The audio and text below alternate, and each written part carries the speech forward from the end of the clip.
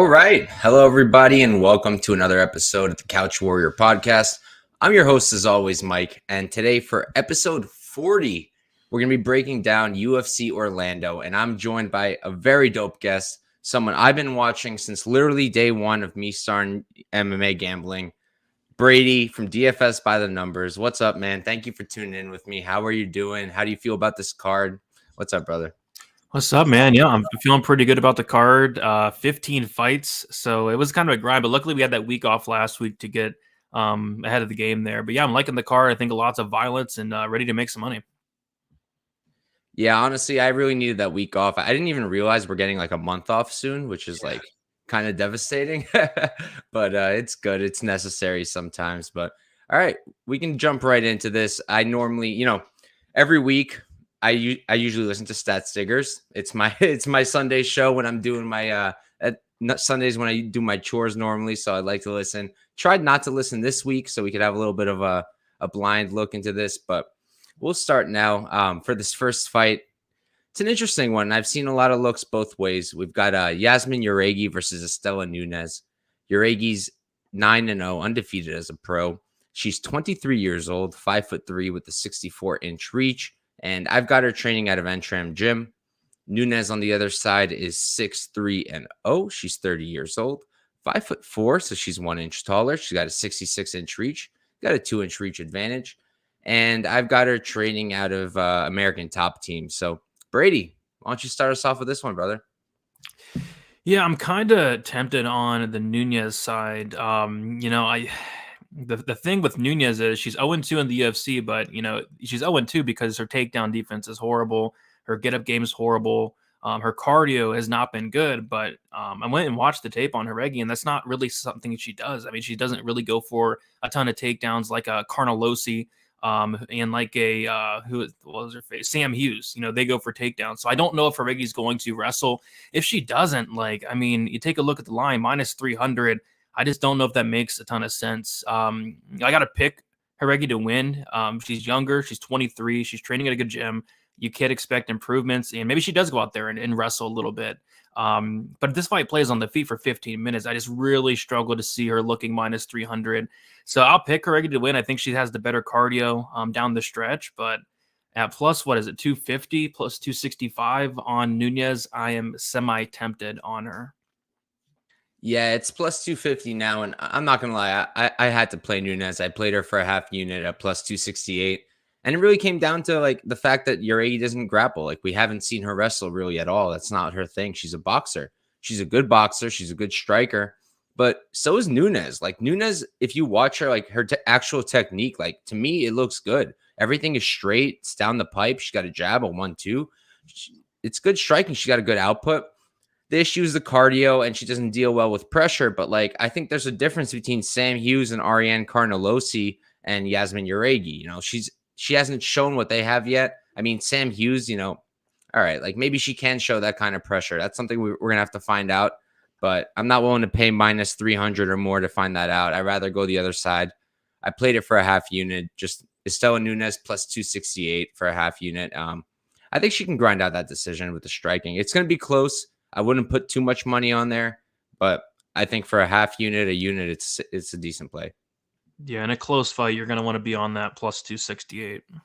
Yeah, like if I'm going to bet a heavy favorite, I need to know, like, what are they going to do that's going to make this clear for them? Like, what are they going to do that it's clearly a fight they're winning? And, like, I don't see what Jauregui can do to do that. So that's why I like Nunes. Yep, agreed. I might jump on as well. Let's go. But we can move on. I'm actually curious where you are for this fight. We've got Francis Marshall versus Marcelo Rojo. Marshall is 6-0, undefeated as a pro, 23 years old. He's 5'9" with a 72-inch reach. And as for his gym, I believe he's at Pellegrino MMA. If you know any better, Brady, just let me know. Rojo on the other side is 16-8-0, 34 years old. So he's 11 years older, 5'8". He's 1 inch shorter. 71-inch reach. He's got a 1-inch reach disadvantage, and he's training out of Glory MMA, actually, as far as I could tell. And yeah, I'll start this one off. I mean, I played Marshall immediately when the line opened. It was like minus 110. I put 3 units down right away. That's all I could do. That's all I did. Played 3 units on Marshall. At this point, at this line, I would have probably stayed off, to be honest. I think it's going to be it's really interesting because like if we're stuck on the feet, I'm really not sure how it's going to go. I think that Rojo has more experience on the feet. He's fought the better strikers. He seems to be the more experienced striker.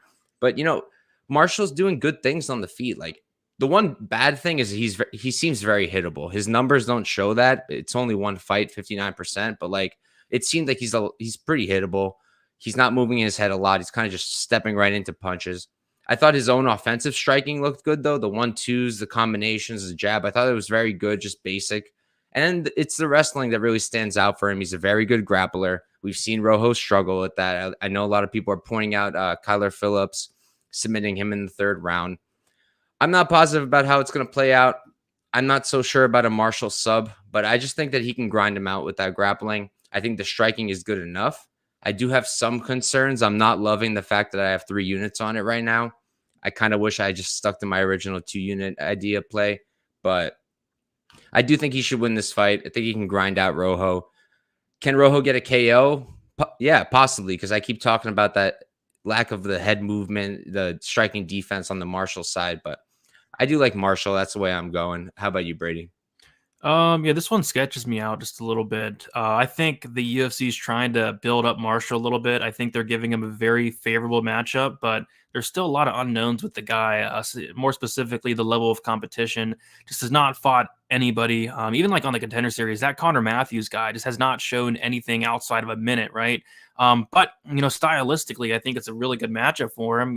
Rojo struggles with the takedowns. He struggles with the submission defense. He's been submitted like 5 or 6 times. So I think, Marshall should win this fight, but this is a pretty big step up in competition. Like Marcelo Rojo has that hole in his game in terms of the grappling, but it's not like he's some bum. So I'm going to pick Marshall to win.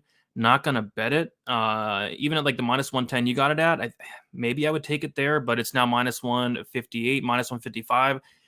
The over 1.5 is a very popular play, and I was honestly debating playing that around -150. It's now -175, but after digging into it a little bit more, I was maybe looking at the fight doesn't go to decision. The reason being is I took a look at Rojo's like last several fights, and he's not seen the scorecards in 19 fights. It's been 19 finishes in a row for Marcelo Rojo. I could see a late sub for Marshall, and I could see an early potential knockout for Rojo. So I would be looking at violence, but I thought it would get a better line. Bet Online has a -220. Fight doesn't go to decision. I'm not interested in that at all. So if the violence lines get better throughout the week, I'll take that. But as of now, it's going to be a pass. Like I was even looking at Marshall round 3 potentially, but right now it's only +800. So no interest in betting this fight. One, I'm just kind of content to maybe learn some stuff about Marshall. I think we're going to learn a lot about him because this is a pretty big step up in competition. Yeah, man. I did play the over 1.5 also. I played that at -160 for 1 unit. I completely forgot about that. But yeah, super popular play. And thought it was interesting when you said fight doesn't go, maybe. Yeah, because Rojo has not seen the scorecards. Last time was 20 fights ago. Like wild. Shit, that's atrocious. Yeah, I mean, fight doesn't go sitting at -220. Yeah, it's not really that. I hate that price. +180 fight goes. Yeah, it's hard to tell. I liked the over when it was lower. Like -150 over 1.5, I think was probably the best play you could have made on the fight. But yeah, we can move on to this next fight. We've got Natan Levy versus Genaro Valdez. Levy is 7-1-0. He's 31 years old, 5'9" with a 72-inch reach, and I've got him at Extreme Couture now. On the other side, Valdez is 10-1-0. He's 30 years old, so he's 1 year younger, 5'9" with the 72-inch reach. They're the same size-wise, and he's training out of Entram Gym. Brady, what do you think for this one, man? Yeah, speaking of violence, the love violence in this fight was able to get the under 2.5 last week early, around the opener -115. That has been completely smashed though, around -205, but rightfully so. I mean, Valdez fights like he's on crack. The guy has never seen the scorecards. He's never seen the over 2.5 round mark. That's why I love that under 2.5. He's only seen the 3rd round once, and you can kind of see why. The guy just goes balls to the wall with everything he does, whether it's striking, wrestling, grappling. He knows, one speed, and that's 110%. So I think somebody gets finished here. I'm not confident in really either side, and I would not lay this money line with Levy as well, minus 185, just because, we've seen Levy taken down. I'm not completely sold on the guy. Valdez has shown some solid wrestling grappling outside the UFC. But yeah, I think somebody's getting finished here. I think somebody's getting knocked out, subbed. I think this is going to be an absolute car crash for as long as it lasts. So yeah, my favorite play is the under. It's got smashed, but I would still play it around minus 190, minus 180 around there. You got the under at minus 115? Yeah. That's insane, man. That's such a good line. I'm like looking at it now, and I can't believe I didn't see that. That's like, because I'm like watching lines all day long. Yeah, I was actually at a movie theater, and I saw it open. And I had during the movie, I had to jump on and bet it. What was the movie? It was some Christmas movie with Will Ferrell. I forget what it was called. Spirited. Oh, okay. It's solid. But yeah. So I mean, I was pretty hyped for this fight, honestly, because I think very lowly of Valdez, maybe not rightfully so, but like after watching his Contender Series fight and seeing him win and get a contract, I was like, all right, like the second this guy starts fighting in the UFC, I'm going to start fading him, because like what is there really to like? I mean, yeah, he's aggressive. His striking is pretty good, but like he's so defensively unsound. He was getting hurt by this Patrick White fella coming from Alaska FC. Like, if you guys have never seen Alaska FC, check it out. You'll understand what I'm talking about. The level of competition is not quite there. And the fact that Genaro Valdez was fighting a guy with losses on Alaska FC and getting hurt, getting wobbled, it was not a good look. And then he came in against Frivola. Frivola's a beast. It's perfectly okay that he got knocked out by him. The way it happened, though, like, it's not perfectly okay. You got knocked down like 4 freaking times, and then you got finished. Not a good look.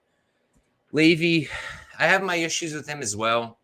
I don't love guys who are kick heavy. I really prefer fighters who use their hands. But he's a decent striker. He's got decent movement. He does have this karate style. I also don't love the karate styles normally, but it works. I think low key the striking here, like technically, like the offensive striking probably goes to Genaro Valdez, but he's so irresponsible that it doesn't really matter. And I think that Levy is good enough where he can catch him. He can make him pay for that. And in the grappling, yeah, Valdez has shown good wrestling. Levy has been taken down by guys such as Mike Breeden even. But I think overall, he's going to have the better wrestling, Levy. I think he's going to be the better offensive grappler, better BJJ with very few questions for me. What I ended up doing was I just parlayed Levy minus 185 with RDA when he was, let me check, he was minus 500 at the time. Came out to minus 118, played it for 1.2 units. Didn't want to stake a lot on Levy. Felt like RDA, we'll talk about him later, was a good way to bring that price down a little bit. And I don't want to stake much more than that. If I got the under at anywhere close to what you did, Brady, I'd be all over that. But minus 205, I'd rather not. Yep, makes sense. I'm curious to see where FanDuel and DraftKings do at these violence props as well. When they open them up? Mm-hmm. Yeah, DraftKings opened up today for most of them, but they're weird. They like take their time with certain fights, and this is one of them. Mm-hmm. I'm looking now. But all right, we can move on to the next fight. And for this one, we've got Tracy Cortez versus Amanda Ribas. Cortez is 10-1-0. She's 28 years old, 5'5" with a 66-inch reach, training at a Fight Ready MMA. On the other side, you got Amanda Ribas, 11-3-0. She's 29. She's 1 year older. 5'3". She's 2 inches shorter, and she's got a 66-inch reach as well. And she trains under her father at Ribas family. I guess they call the gym. I just know she trains under her dad. How about you, Brady? What do you think of this fight, man?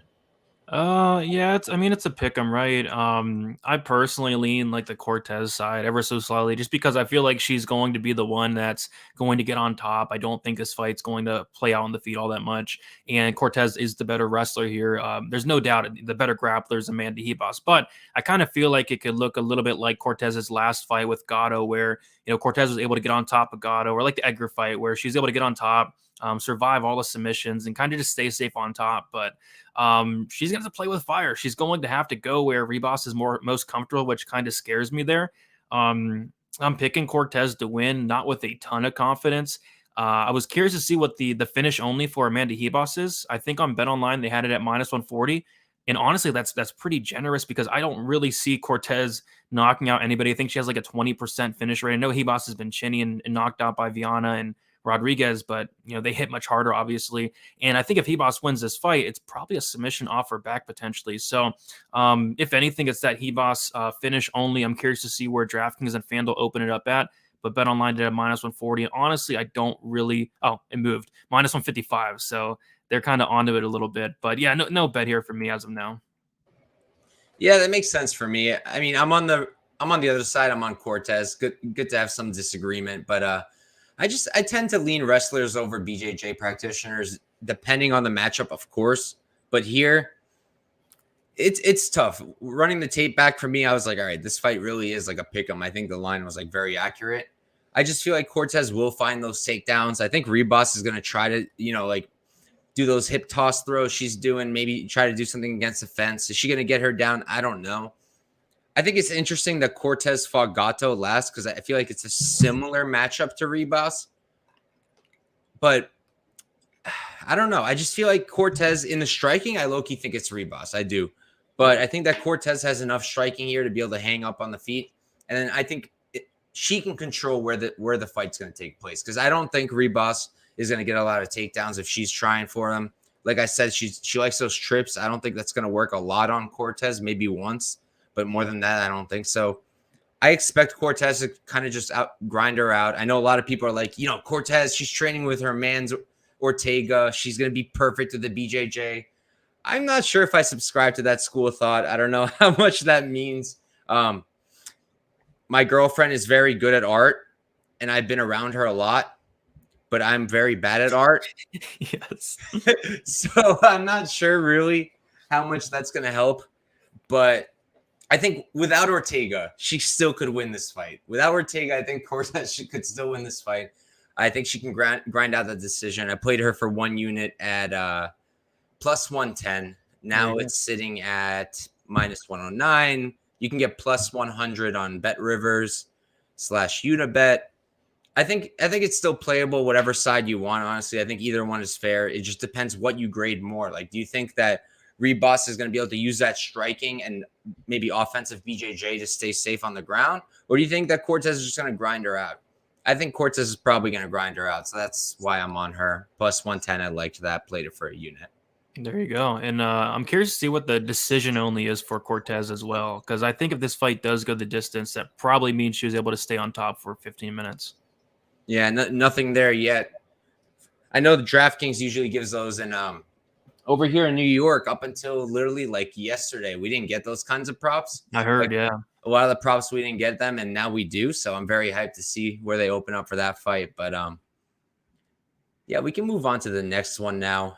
We've got Darren Elkins versus JSP Pearce.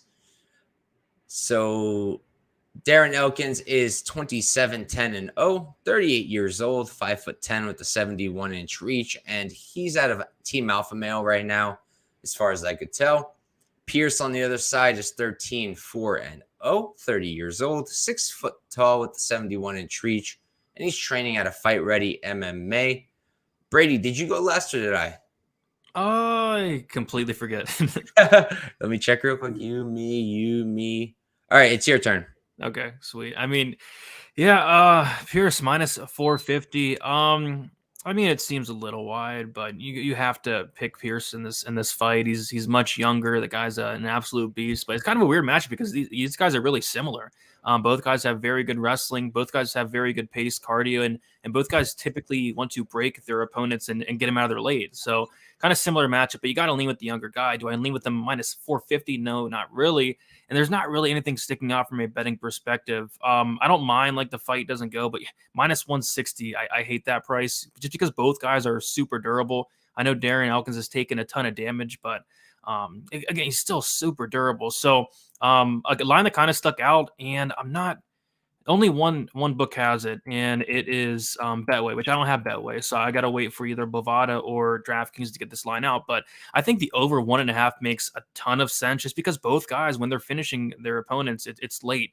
Jonathan Pearce, he has a couple second round finishes, but they're all over that 1.5 round mark. So I'm thinking Elkins can hang in at least 7.5 minutes. So the over 1.5 is something that really sticks out. If I can get it anywhere near that -175, it's something that I do like. But outside of that, I don't have much interest in Pearce. I don't have much interest in him as a parlay piece. And at the same time, I don't have much interest in Elkins at 38 years old after taking just way too much damage. The guy's probably like 100 years old in fight years. So I like Pearce, maybe decision, late finish, but I like the over 1.5 probably best there. Brady, do you understand this reference over here? If Sergei Spivak is indeed Dracula, as Wheezy would have me believe, you got to think that vampire is frothing for this fight. Well, I think he's talking about Spivak looking like Dracula, but what fight is he talking about? I don't know. Okay. Maybe the heavyweights. I would assume. Oh, I get what he's saying. So Darren Elkins is going to be cut up, right? He's going to bleed, and that's why Spivak's loving this fight because he is Spivak vampire blood. I got you, Dan. Oh wow. Okay, that was a lot of twisting for that one. Give me a second. But all right. Oh yeah, there we go. But yeah, I mean, not much to add here. I like JSP. I think he should just grind out Elkins. Like, this is two guys who are honestly have very similar fight styles, very similar skill sets. Like Elkins is essentially Pearce, just like maybe 10 years ago. Like, it would be a very similar fighter. So yeah, I mean, I like Pearce. He's bigger. He's got a reach advantage, I believe. I know he's 2 inches taller, 8 years younger. I just think he can grind him out. I think he has the better striking right now. Elkins is very meat and potatoes. Pearce also, he's very basic, but I think he's a better striker. He's improved a lot on the feet, that's for sure. I really like he's been leaning on those elbows quite a bit. That's very good, especially against a guy like Elkins, because you can open him up and just end the fight early by just making him bleed too much. It's something you could do. It's guys like Nate Diaz. Like, that's something I always look at. Yeah, I don't know, man. Like, Elkins could, I guess, tire him out and somehow finish him, but like, I'm not seeing it. Like, if you can scramble with Makwan or Marcani on top of you and still win that fight, like, I'm fairly confident you're going to do a decent job against Elkins.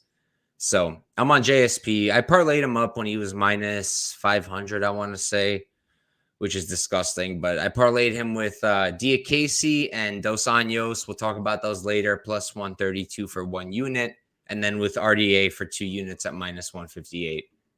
But we can move on from this one.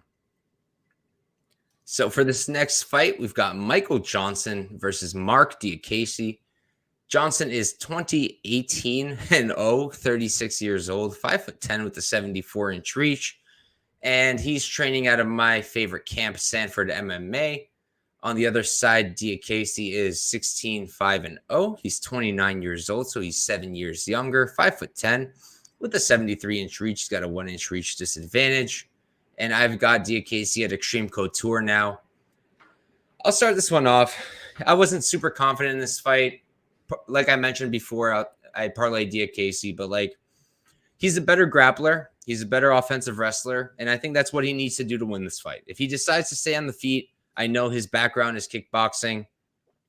I don't think it's good enough. I think that Michael Johnson, even in his old age, even at this point where he's just off, I still think his striking is probably better than Marc Diakiese's. In terms of the wrestling, Michael Johnson's shown a good takedown defense, but he got taken down by Clay Guida. What was it, like 3 times, I think, out of 7 attempts.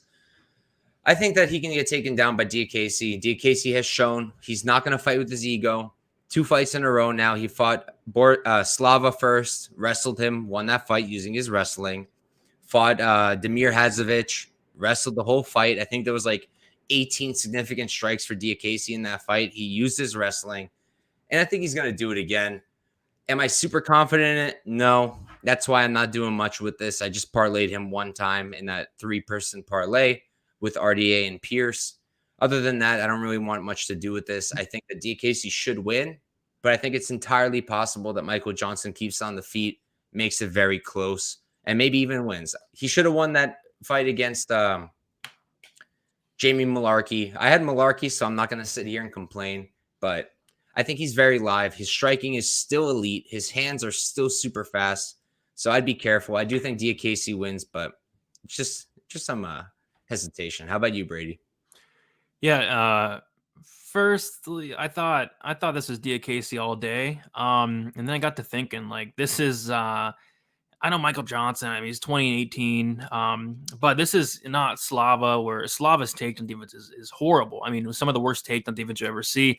And this is not Damir Hadzovic, which his takedown defense is completely awful.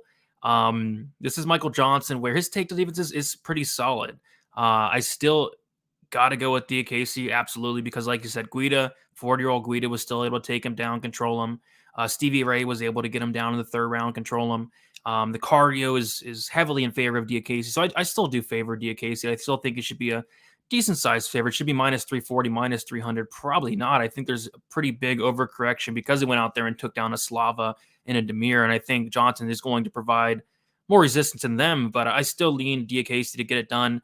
But I do think it could be just a little bit closer than this line does indicate. So I'm picking Diakiese. No props really stick out. I saw Dan in the chat saying maybe Diakiese by submission, which it makes a lot of sense because Michael Johnson's been subbed 9 times. But the problem is Bet Online only plus 500 for a sub. Not sure why that is. I think Diakiese maybe has 1 sub. So we need a much better price than plus 500. So we'll see what FanDuel and DraftKings is set out at. But yeah, give me Diakiese. Can't touch it at minus 340 though. Minus 300. Yeah, I'm with you there. Oh, minus 340 now. Wow, I didn't even realize we got that deep. Yeah, that's that's a lot. Yes. But we can move on to this next one. Another fight I probably wouldn't put a lot on. We've got Clay Guida versus Scott Holtzman. Guida is 37, 22 and 0. 40 years old. He's 5'7" with a 70-inch reach. And Topology is saying elevation fight team. I don't know any better, so we're going to go with that. Scott Holtzman on the other side is 14, 5 and 0. He's 39 years old. He's 1 year younger. 5'9". He's 2 inches taller. 69-inch reach. He's got a 1-inch reach disadvantage. And I've got him training under Jake Shields at Shields Systems. So, Brady, what are you thinking for this fight, man? Yeah, I think this should be Holtzman all day. I think it's a great matchup for him, but I can't bet this fight. Holtzman, 39 years old, Clay Guida, 40 years old, about to be 41, I think. I think it's a great stylistic matchup for Scott Holtzman. His takedown defense is not great, but his get-up game is phenomenal. So I could see Clay Guida, taking him down, but Holtzman popping right back up. And on the feet, it's night and day. Scott Holtzman is the much better striker by a mile. It was just a couple fights ago where Guida was getting outstruck by one Marc Madsen, which is a horrible look. Big step down in competition for Scott Holtzman, going from Gamrot, Benil Dariush as well. But I can't bet the guy. I mean, the guy's on a 2-fight skid and against great competition, don't get me wrong, but he's taken a year and a half off, which, as a young guy, like, for example, like a Claudio Poyas, he took a while off, came back, looked much better. You don't want to take a year and a half off at 39 years old. So what has Scott Holtzman been doing all this time? Is he going to come back looking like, is he washed? Is he going to come back and make improvements? Probably not at 39. So there's a lot of red flags on this fight. I think stylistically, it's a very little matchup for Scott Holtzman, but I could also see a scenario where Guida makes this gritty like he always does. He pushes Holtzman against the cage, takes him down multiple times. I could see this going the distance, and if it does, you got to trust the judges. And it's a fight I'm just confident. I'm content with just staying away from, but I was a little tempted in Scott Holtzman at minus 150, but I don't think I can get there. I think I'm going to pass on this one. Yeah, I'm in the same boat. First off, Kiarix, what do you are you like referencing something? Because I don't have a Guida impersonation. I'm not even sure how he talks, but I wouldn't know where to start. I do know that Wheezy has a story meeting Guida, though. That was pretty cool. I think he delivered pizza for him or something. Mm-hmm. But yeah, I'm on Holtzman here. I'm not going to be playing him. I'm not taking a side either. This one's just really weird. Like, is Guida going to get his wrestling off? He could, but 66% takedown defense for Holtzman. Like, he looked good against Dariush, all things considered. In the Miller fight, it held up as well. I think Guida's going to struggle to take him down. On the feet, I lean Holtzman quite a bit. I do think he's the better striker. I think he has more power. He's a little bit bigger. Can Guida grind him out, maybe break him with pressure? Yeah. Can Holtzman finish him late? Maybe. Yeah. I don't know. I'm not confident either way in this fight. I didn't want to like take a side. What I did was I parlayed the over 2.5. I parlayed it with RDA at minus 550. The 2.5 was minus 215. Parlay came out to minus 137. Played it for 1.4 units. That's going to be the extent of my stake here. I think that Holtzman probably wins the decision by keeping the fight on the feet and just winning minutes, but not a fight I want to bet with a 39, a 40-year-old. Like, I'm just not interested really in picking a side there. Yeah, terrifying stuff. Should be fun though. Should be a fun fight to watch. But we can move on to this next one. We've got Angela Hill versus Emily Ducote. Hill is 14-12-0. She's 37 years old, 5'3" with the 65-inch reach, and she's training out of Alliance MMA. Ducote on the other side is 12-6-0. She's 28 years old, 5'2" with the 63-inch reach, and she's training out of American Top Team OKC. Yeah, I'll start this fight off, and I was very, very, very tempted on Angela Hill. I almost always bet Angela Hill. Like, the only fight of hers in recent history that I haven't bet on her was for the Lemos fight, and Lemos won that fight. I thought Angela Hill won, so take that as you may. I just don't know if I want to get there here. Like, the odds just aren't enticing enough for me personally. Angela Hill sitting at plus 105. Ducote's at minus 125. And I think this fight's as good as a pick-em. Like, it's literally a coin flip, in my opinion. I think the odds are on point. Like, you're looking at two women who are primarily strikers. Neither one's going to really be grappling. I really don't think Ducote's going to find grappling success against Angela Hill. And then on the feet, I'd say Ducote is probably more crisp with the hands, right? She's got good leg kicks, but her output is weaker. I'd say her output isn't as good, especially in her last fight. I think like 50 of the significant strikes, something like that, were leg kicks. So she's not throwing as much hands. Yeah, 51 out of 116 significant strikes for Ducote were leg kicks. So if Angela Hill's checking those, she's already making a difference in the fight. The strike, like, I like what Angela Hill does on the feet too. Like, I feel like her striking is really good. I think that in the pocket, she's very crisp. She mixes targets, especially recently. You see her going head, body, head a lot. I do think Angela Hill probably wins this fight. Will I get to a bet? I don't know. I think she's probably going to grind out the decision. I wouldn't bet Angela Hill by decision because it's like almost identical to her money line, rightfully so. So, yeah, I think Hill probably wins. Do I get to a bet here? No. I'm just not sure how Ducote really like puts herself out here where she's like going to win the fight by striking. Like, I'm not seeing it. Maybe Brady, you see something. What are you thinking for this fight, man? Yeah, I think it's a really close fight, and this is one where the split decision makes so much sense. I don't know if I'm going to bet it. The reason being is because every time I bet a split decision, like the fight finishes in the first round or it's just not even close at all. But yeah, so the fight goes decision is minus 375, minus 360, which is about an 80% probability. But the split decision is plus 350, which that is like a 20% implied probability there. So this fight is heavily favored to go the distance. This fight is a very closely lined fight. All Angela Hill fights are very, very close outside of a couple. The split just makes a ton of sense at plus 350. Like, I could see myself maybe putting a half a unit on that. So yeah, split would be where I'd look, but I've had so much bad luck with these split decisions, but it makes way too much sense here at plus 350. Fight is going to decision. It's going to be close. Who's going to win? I don't know. You got to trust the judges. Split decision is something that kind of caught my eye there. Where is that, Brady? Which book? DK. Oh, okay, I'm not seeing on best fight odds, but it's all the way down to the bottom. Oh, okay. Yeah, I mean, I love that. If they're letting us bet that over here in New York, that's a spot I'll probably put like a quarter unit on, because then you just have to hope you get one of the trash judges. Like, you just have to hope. Exactly. You have I'm blanking on all their freaking names, but you just got to hope one of them sitting over there, you hear their name and you're like, all right, we're good. But plus 350, yeah, I like that. I'm probably gonna hit it now that we're finally allowed in New York. There you go. I don't know why they didn't give it to us in the beginning. Maybe they thought we were too sharp with those split decisions. Oh no. But we'll move on. Dan Goldstein, real quick. Ducote's got grappling upside. She's got a black belt, I believe. I also saw she's got a black belt, but what's one fight she's even shown that black belt in? It was like a couple fights, like 4 fights ago. She went to it a little bit, but I didn't see much. Yeah, other than that, it doesn't really seem like something she uses. So I don't know. And Angela Hill, like she's fought a lot of high level people, a lot of people with black belts. So I'm not sure how much that's going to matter there. But we can move on to the next fight. We've got Niko Price versus Philip Rowe.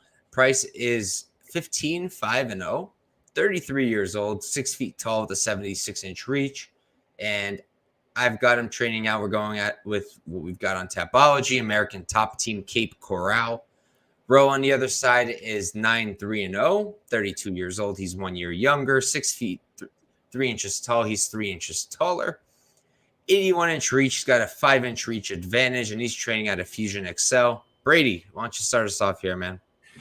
Yeah, not too confident in a side here. But what I do like is some violence. Looks like the under 2.5 round minus 170. I did get it last week it opened at minus 175. It went to minus 146. I hit it there.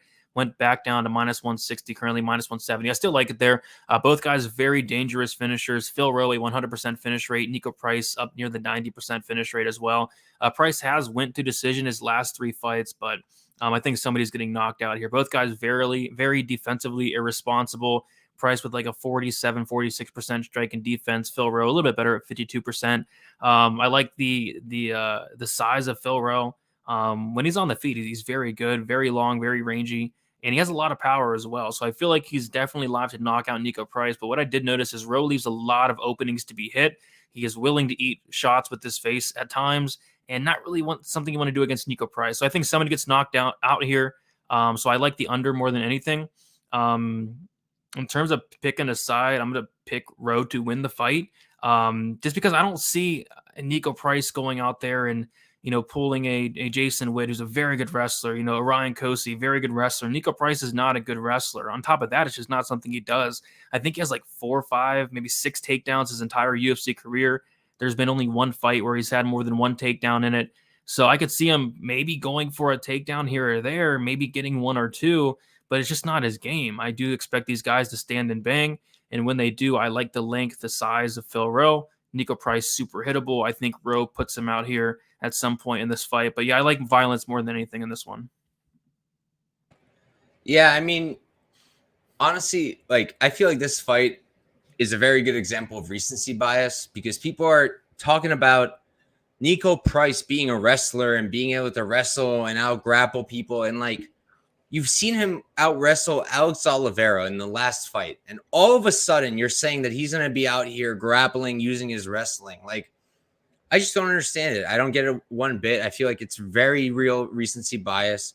Niko Price, like you can look, if you want to like look at his record, like go recency wise, like he went to a draw with Donald Cerrone in 2020.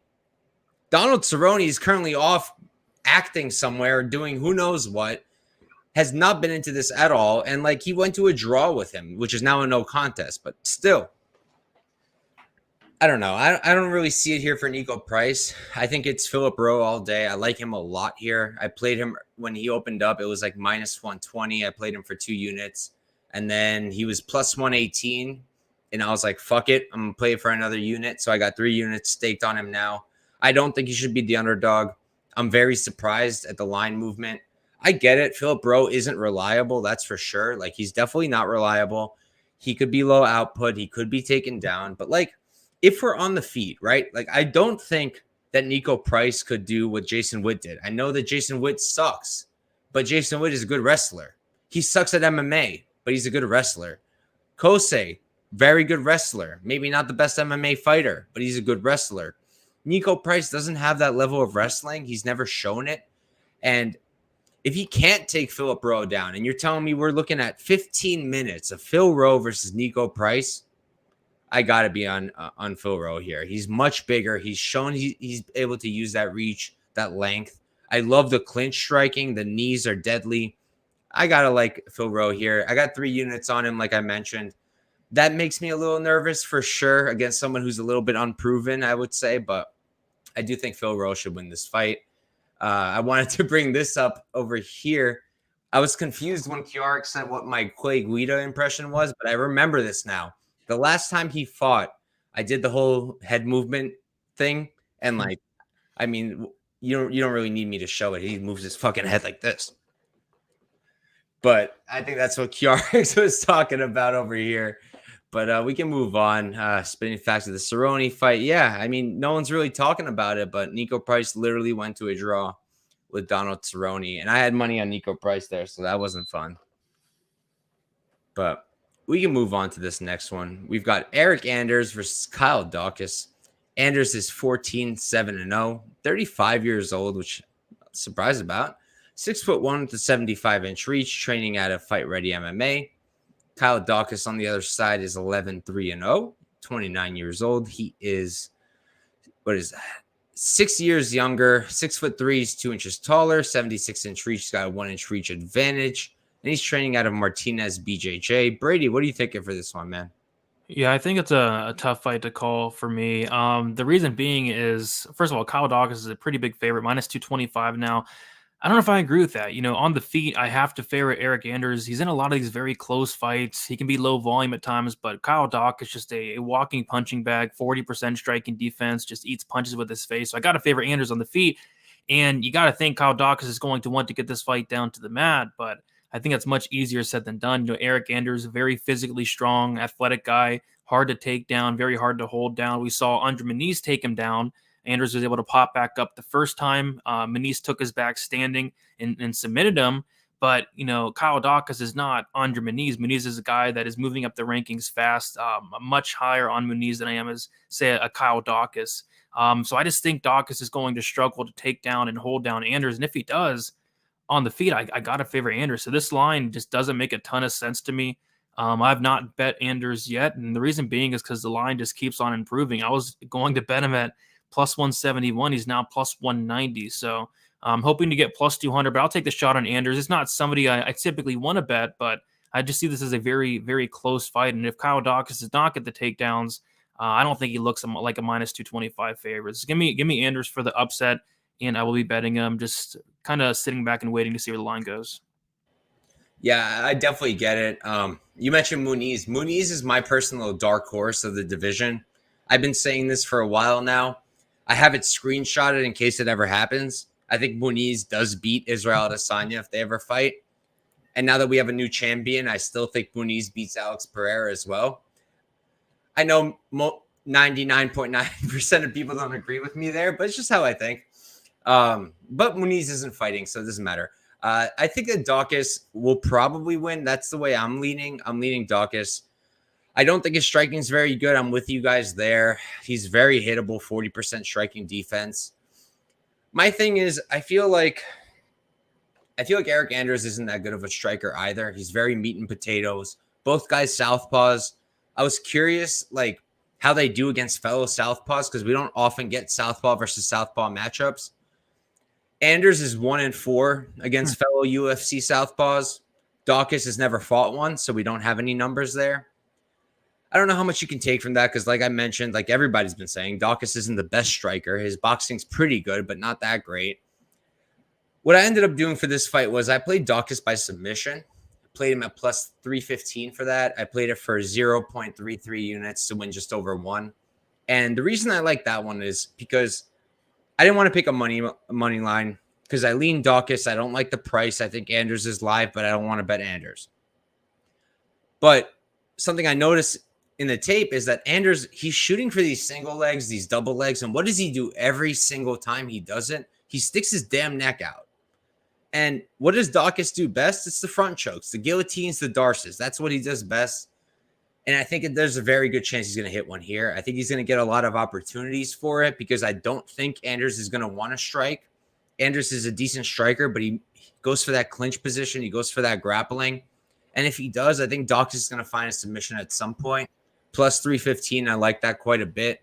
If it was like close to evens, I would play Daukaus. I totally understand why people want to play Anders money line. I think he's very live if Daukaus doesn't get that sub. But that's why I'd only play the sub only for a little bit. That's the only way I want to target this fight. Makes sense. I think that's how he wins.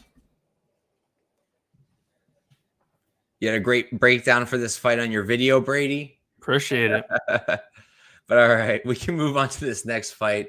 All right, so I'm very hyped for this one. We got Jack Hermansson versus Roman Dolidze. Hermansson is 23-7-0, 34 years old, 6'1" at the 78-inch reach, training out of what do I got for him? Frontline Academy is what it says. I'm pretty sure he's at All Stars, but Roman Dolidze on the other side is 11-1-0, 34 years old as well, 6'2". He's 1 inch taller, 76-inch reach. He's got a 2-inch reach disadvantage, and I'm pretty sure he's at Extreme Couture Dolidze. But yeah, I'll start this one off. I don't get the Dolidze love. I think this is like a classic example of recency bias. We just remember these 2 knockouts from Roman Dolidze, knocking out Kyle Daukaus, knocking out Phil Hawes. And now people are saying like, oh, he's just going to knock out Jack Hermansson on short notice. I'm like, I don't get it one bit. We just saw Jack Hermansson go 3 rounds with Chris Curtis on the feet and outstrike him, win that fight striking. Like, we've seen him fight Edmund Shabazian. Also really, really good striker. He uses grappling there, was able to win the fight. Like, Roman Dolidze, other than those 2 knockouts, if those never happened, this line wouldn't even be close. If this fight was after the Staropoli fight, like, it would be Hermansson minus 300. Staropoli took him down, what? I think it was 2 or 3 times. I have it written down because Staropoli took him down 3 times. Hawes took him down once. Trevin Giles took him down once. John Alon took him down once.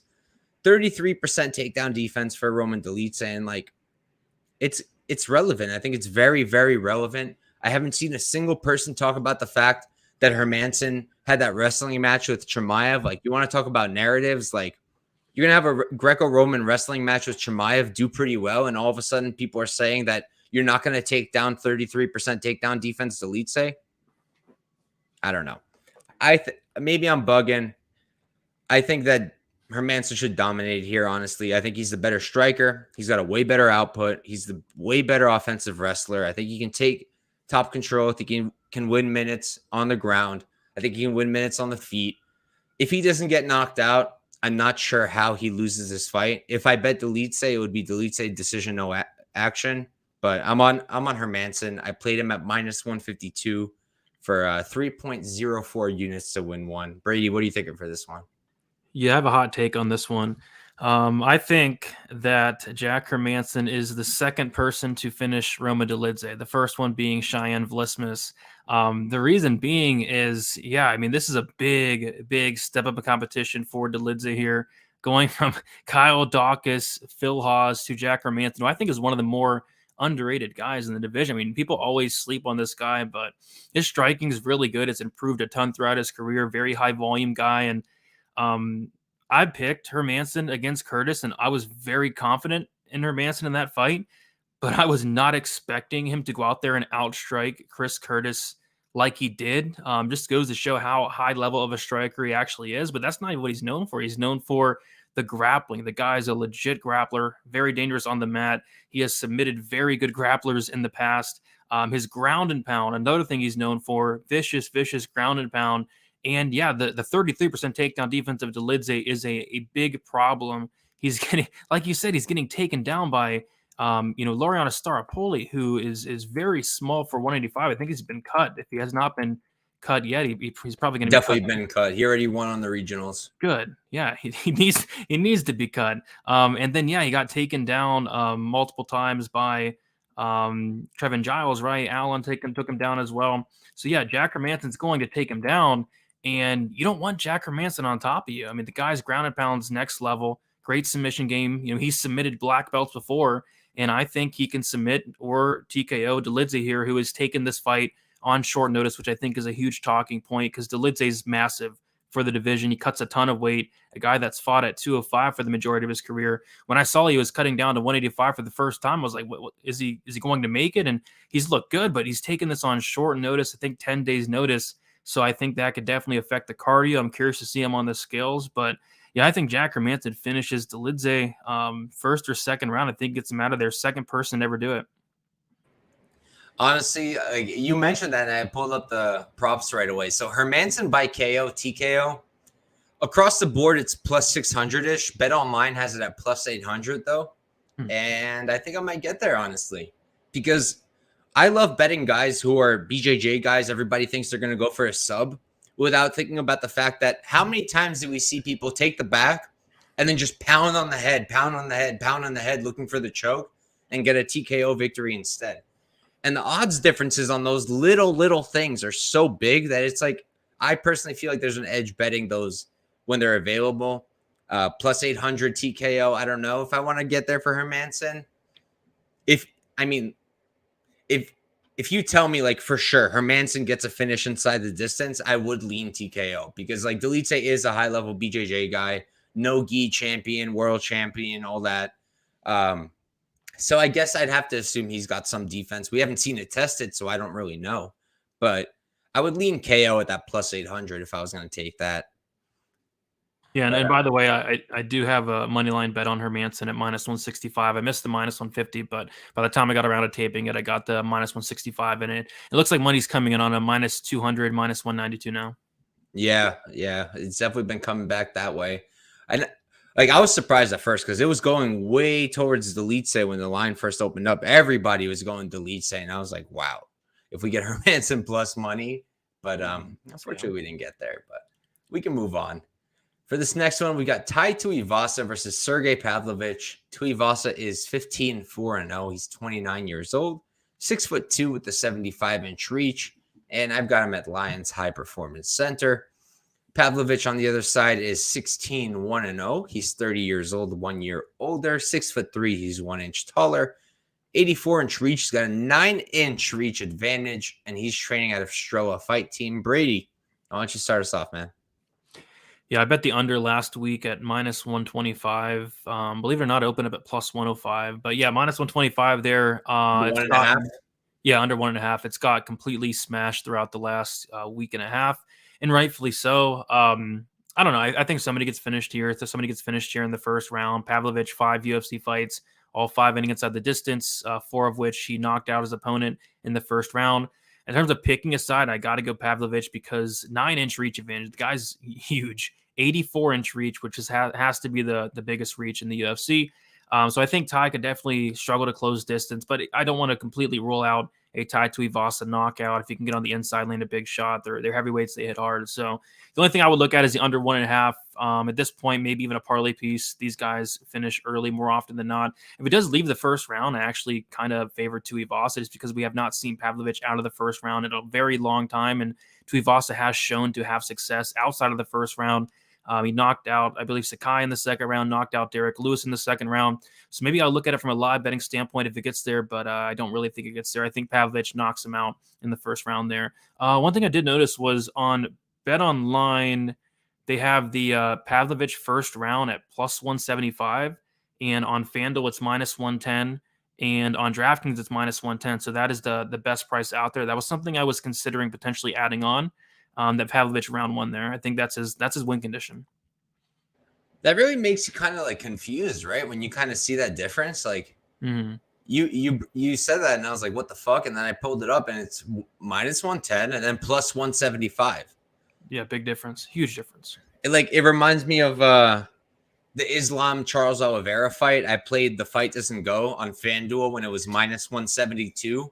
Same. And when I played it, it was like minus 500 on Betway or something. And like I looked at it and I was like, something seems off here. And honestly, like I think I'm gonna play that plus 175. Like I'm on the Pavlovich side. Like we're looking at 2 guys who they're power punchers. Neither one is a technical masterpiece. Neither one of these guys is Cyril Gane. We're looking at 2 guys who just depend on their power. Pavlovich is much bigger. 9-inch reach advantage, and he uses that jab. Like I think that's the most important thing here. With a 9-inch reach advantage, with a guy who uses a jab and a guy who gets hit by the jab a lot, I think it's a big difference maker here. I think Pavlovich is going to find that finish. Round 1 plus 175 is tempting for me. I played him at minus 140 and minus 150 for a total stake of 2 units. I don't think I'm going to get much more than that. Maybe I'll play that round 1 now that I'm looking at it. I'm very tempted.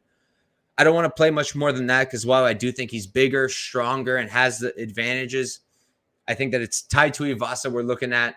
He's won fights that he shouldn't have won before. He's been hurt and still pulled off the victory. I mean, just look at the Greg Hardy fight, right? I had Greg Hardy. Greg Hardy had him wobbled. Then the fight with Derek Lewis. I had Derek Lewis again. He was getting hurt, and then he got that finish with the nice elbows. I think he's the more creative striker. If this fight extends, I think maybe Ty can find something, but I do think it's Sergei. I think minus 215, which is what the line's at now, is ridiculously bad. Like, I don't think that's accurate. It opened minus 115, so just get an idea. Minus 215 is pretty crazy, but yeah, I wouldn't play that money line. At that point, I would just play Pavlovich inside in the first round, but that's it for me. We can move on. Wait, they have the first round knockout for Pavlovich is plus 190. I like that too. I mean, he's not subbing unless guillotine. Unless Tuivasa taps the strike. No, that would be crazy. Yeah, but only reason I don't play stuff like that anymore is I've learned my lesson, especially after remember the Bilal fight with Sean Brady. Mm-hmm. I had Bilal. I played a money line. I decided not to do the decision prop there. I can only imagine having Bilal by decision and seeing him knock out Sean Brady in round 2. I probably would have fucking lost it. Yeah, I bet the money line there. Thankfully, you were on Bilal as well. Mm-hmm. Let's go. And I was gonna bet the decision prop, but I ended up staying away because the price wasn't good enough. Same exact page here, but we can move on to our third to last fight of the night. We've got Matheus Nicolau versus Matt Schnell. Nicolau is 18-2-1, 5'6" with a 66-inch reach. He's 29 years old, and I've got him trading out of Nova União. Schnell is 16-7-0, 32 years old. He's 3 years older, 5'8". He's 2 inches taller, 70-inch reach. Got a 4-inch reach advantage, and he moves around a lot in terms of his camps. Last I saw him was at Rufus Sport with Rafuan Stotts from Bellator. What are you thinking, Brady? I'm thinking violence here. I think it's a great violence spot. I bet the under 2.5 last week at plus 120, and I see it on FanDuel at plus 110. And I'm thinking about adding on to it, just because it's a Matt Schnell fight. And Nicolau typically a guy that goes to decision, but he has a ton of power. He has 5 knockdowns in the UFC. He's a BJJ black belt, very good grappler there. And Schnell, just a killer be killed fighter, a guy that's very dangerous in his own right, but a guy that is extremely defensively responsible. Probably one of the worst chins in the division as well. He had a nice comeback win in his last fight against Sumadarji, where Sumadarji kind of gassed out and Schnell took him down, got the sub. I think Nicolau probably gets him out of here. But the thing is, I like Nicolau a lot, and I like him to finish this fight a lot, but there's just not much difference in the price. Like, for example, on BetOnline, they have Nicolau inside the distance at plus 110.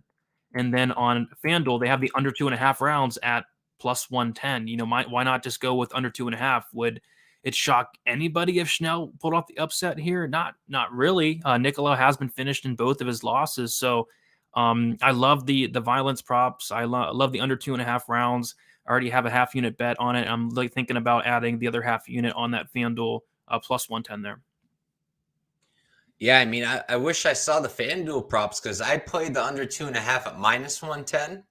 I played that for, I want to say, a unit. Yeah, I played it for a unit, the under 2.5 minus 110. And I'm with you. I think this is violence written all over it. I think that the most likely outcome is probably Matheus Nicolau inside the distance. But just like you said, it's about the same price. It is the same price depending where you're looking at it. And I don't see a reason to not play the under then, because I do think Schnell is live. I do think he's criminally underrated. I mean, I've been screaming Matt Schnell off of the rooftops for a while now, and it's looked embarrassing for me for the most part because he loses like all the time.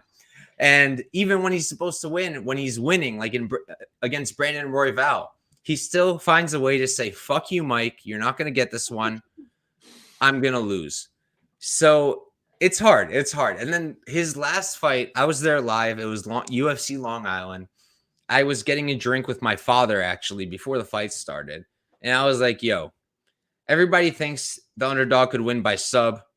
I'm thinking by KO. My dad knows nothing about fights. He's like, how much will you win? And I tell him the odds. I tell him how much I'm placing. He's like, KO, do the KO. So I played the KO. We get Matt Schnell. We get him on top. He passes guard. He's on full mount. He's letting it rip. 9 out of 10 referees might have called it there right now, but they didn't. And he ended up getting the sub. I didn't care. I had Schnell anyways. It was crazy. Watching it live was just phenomenal. The best part, though, is if you watched it live, you missed the commentary. So you didn't get to see DC like cry laughing like a little girl. But if you watch it, it's the funniest shit I've ever seen for a commentary. Like DC is just cackling like a little girl. Schnell gets on top. He's dying laughing. Schnell gets reversed. He loses it. Schnell gets back on top. It's the best thing. If you haven't watched it yet, make sure you watch it. It's hard for me to pick a side here because I think that Nicolau should win, but I think that Schnell is live. My big thing with Nicolau, like I wanted to parlay him. I figured like maybe I'll parlay him with RDA, whatever, the other favorites I like. But the activity, it's the activity for me with the hands. He's not throwing enough. His output isn't quite there. He's extremely accurate. So that's probably why he's not throwing a lot, because when he throws, he lands. So he's picking his shots.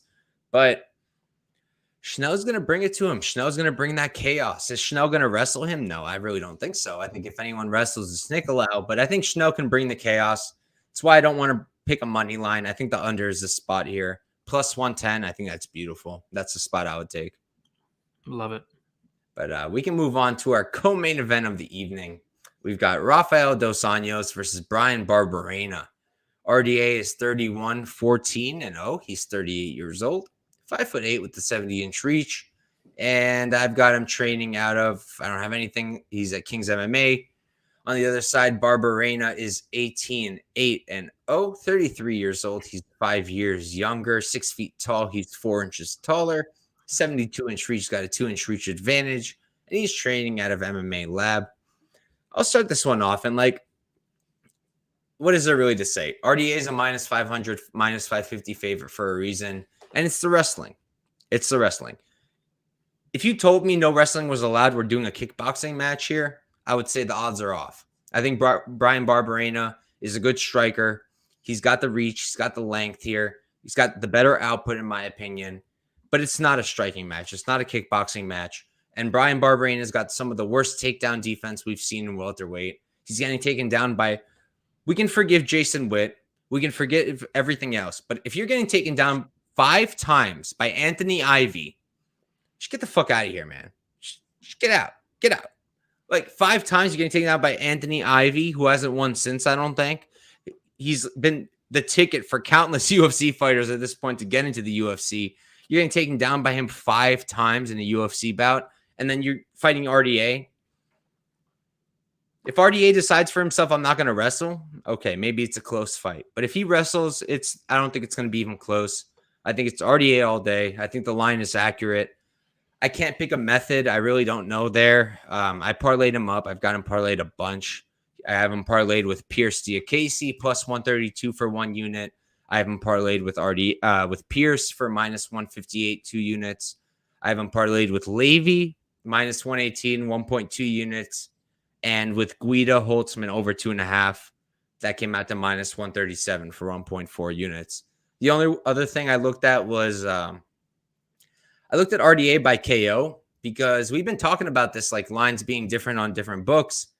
And I'm saying this now and it's already changed. So before the show, RDA was plus 500, plus 400 by KO everywhere else. Bet Online had him at plus 700.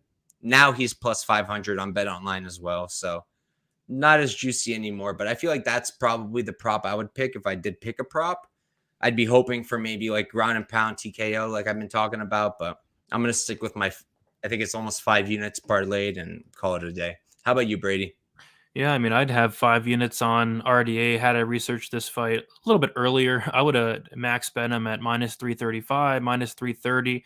By the time I got around to it, he was like minus 500 at the best. So didn't really want to touch it. I thought he was a solid parlay piece. Just didn't really have anything I wanted to parlay it with. So no bet for me yet. What I am tempted on is RDA inside the distance at plus 180 on DraftKings. I mean, he's minus 600 on some books now. I see minus 625 on Bet Rivers there. And you know, he's been a decisionator, but this is just a massive, massive, massive, massive step down in competition. I mean, you just fought Fiziev in his last fight as well. So he's going to get takedowns here easily. You mentioned Anthony Ivy took him down. Guys like that. He's going to take down Brian Barberena. There's no arguing that. And RDA, really good black belt, really good ground and pound, beat the living crap out of Moicano. Not sure how Moicano survived. Barberena has been submitted before a while ago outside the UFC, has been knocked out twice in the UFC. So I think that's the only thing I would look at this point. Those Anjos inside the distance plus 180. I think there's going to be a ton of opportunities to find that TKO, to find that sub. You even find the knock on the feet because Jason Witt dropped Brian Barberena. So I like RDA. No hot take for me. He's a big favorite, but I'm kind of leaning to inside the distance at plus 180, if anything. Yeah, I don't hate that at all, the plus 180. I tend to like the juicier props, so that's the only reason I was looking at the KO instead, but definitely makes sense to me. And we can move on to the main event of the evening. We've got Kevin Holland versus Stephen Thompson. Stephen Thompson is 6'1". He's 39 years old, 6 feet tall with a 75-inch reach, training out of his own camp. Kevin Holland on the other side is 23, 8-0. 30 years old. He's 9 years younger, 6'3". He's 3 inches taller, 81-inch reach, got a 6-inch reach advantage. And I've got him out of Travis Luter BJJ. I know that he moves around. And yeah, before I pass it to you, Brady, I would just remember that Stephen Thompson is training with Chase Sherman, so his striking is going to be elite. So just be careful there. Make sure that you're watching your feet. But yeah, what do you think of Brady? Yeah, I'm kind of kicking myself. I remember seeing the Kevin Holland line at plus money last month, and I never got around to taping it, but he was like plus 110. I think got to like plus 120. October 11th he did. So I was like, man, what's going on with this line? Kevin Holland plus money against Stephen Thompson. So obviously did not tape it until, as of recent, and the line has completely moved since then. So really wish I would have jumped on that Holland at plus money. Wish I would have looked into it a little bit earlier. Just didn't get to it. But yeah, he's now minus 160. There are a couple bets I like in this fight. So I was going to bet the over 2.5 rounds. DraftKings and Bovada had it at minus 130 last week. They actually took it off for a couple days for some reason. So I was like, okay, whenever they bring it back, I'll probably play the over 2.5. But FanDuel opened up the fight starts round 3 at minus 136. So instead of betting the over 2.5, I bet that. So I have a unit on the fight starts round 3. And then another spot that I was thinking about was the Holland scorecards equals no action, the finish only. The reason being is, first of all, both guys are very tough, but Thompson, he has been dropped 5 times in the UFC, knocked out once. Kevin Holland never been knocked out, never even been knocked down. The guy's next level tough. Holland, when he's losing inside the distance, it is typically by submission. He's not going to worry about that here. So I do like the finish only for Kevin Holland. I went pretty big on it at minus 170 on DK. I think it has moved a tad since then. It's minus 190 on Bet Online. But I think if there is a finish in this fight, it's more so on the Holland side. Holland, much, much younger, hits very, very hard. I think he's more durable. And, I could see a scenario where Thompson makes it very competitive, even wins minutes at times. It's just, I think at some point, Holland is going to catch him. And I think Holland could potentially mix in takedowns as well. Holland has been working on that wrestling. Definitely don't see Thompson going for takedowns. So, yeah, I like Holland here. Wish I would have got the plus money, but I do like the Holland no scorecards. And also that fight starts round 3. I think Holland eventually gets them out of there late in the fight. Yeah, my read is similar to yours. I mean, I did get him pretty early. I don't know what point, but I got him at minus 110 for 1 unit, Kevin Holland. Honestly, at this point, if I just opened it all up and I just started taping it, looking at it, I'd probably be tempted at that plus 140 on Stephen Thompson. I won't lie, because I don't really see Kevin Holland wrestling much here. I think both guys are finally going to get their ideal fight. We're going to be on the feet. And then the question is just going to be, can Stephen Thompson do what he's always done against a guy who's actually bigger than him? Because he hasn't done his game plan against a guy who's the size of Kevin Holland yet. He hasn't fought someone like him yet. Kevin Holland's bigger everywhere. He's taller. He's longer. I think Kevin Holland can win this fight. I think he will win the fight. Is it going to be a finish? I lean yes, honestly, now that I'm really thinking about it. I didn't really see a reason to consider that because I got him at minus 110, but Yeah, he probably wins inside the distance. Decision, no action definitely makes a lot of sense to me. Minus 190 isn't the best line, but definitely makes a lot of sense. I don't see a finish on the Thompson side. And yeah, if Steven wins, it's probably by decision, right? Yeah. I don't know. For me, this is a big, I don't know. I liked the price I got, so I played it for just one unit. Wouldn't risk more than that. Kevin Holland, very, very fast hands, really good on the feet, really good 1-2s, combinations. I mean, there's just a lot to like from Kevin Holland, the power. And Steven Thompson, same thing. It's just, I just think Kevin Holland will be bigger, longer, stronger, and over 5 rounds. I think he's probably going to find a finish as well. So I am on Holland.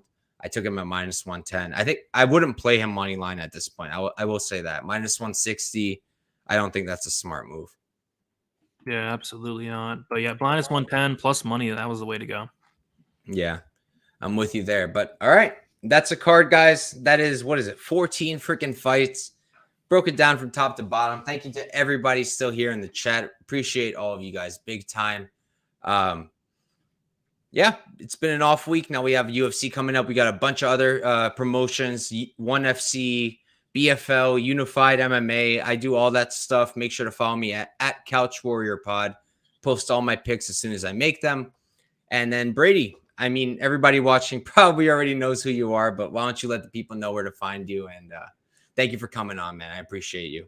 No problem. Thanks for having me on. It was a fun time, fun card. Really looking forward to the card. But yeah, follow me on Twitter, DFS_numbers, and of course on YouTube, DFS by the numbers. Hopefully it's a good week. I have a lot of action this week. Yep, me too. I've got quite a bit of action. And all right, good luck, everybody, and have a good one.